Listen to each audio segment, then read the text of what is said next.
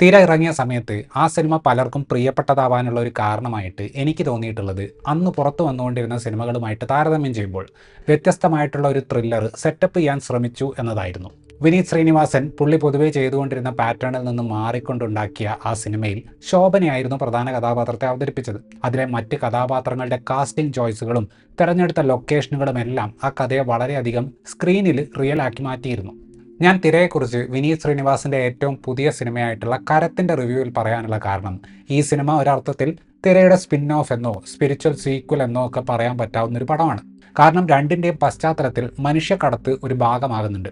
യഥാർത്ഥ വ്യക്തികളെയും സംഭവങ്ങളെയും ഒക്കെ ആധാരമാക്കിയിട്ട് സൃഷ്ടിച്ച ഒരു ഫിക്ഷൻ കഥയായിരുന്നു തിരയെങ്കിൽ, നോബിൾ ബാബു തോമസ് തിരക്കഥ രചിച്ച കരം കുറെ ഹോളിവുഡ് ഏജന്റ് സിനിമകൾ കണ്ട ഒരാൾ അതിൽ നിന്നെല്ലാം കടമെടുത്തുകൊണ്ട് ഉണ്ടാക്കിയ ഒരു സിനിമ പോലെയാണ് തോന്നുന്നത്. ഓഡിയൻസിന് ഒരു സിനിമാറ്റിക് ഹൈ കൊടുക്കുന്ന ഒരു രംഗം പോലും നേരാംവണ്ണം സൃഷ്ടിക്കാൻ പറ്റാത്ത കരം എൻ്റെ അഭിപ്രായത്തിൽ വിനീത് ശ്രീനിവാസന്റെ ഫിൽമോഗ്രഫിയിലെ ഏറ്റവും വീക്കായിട്ടുള്ള സിനിമയാണ്.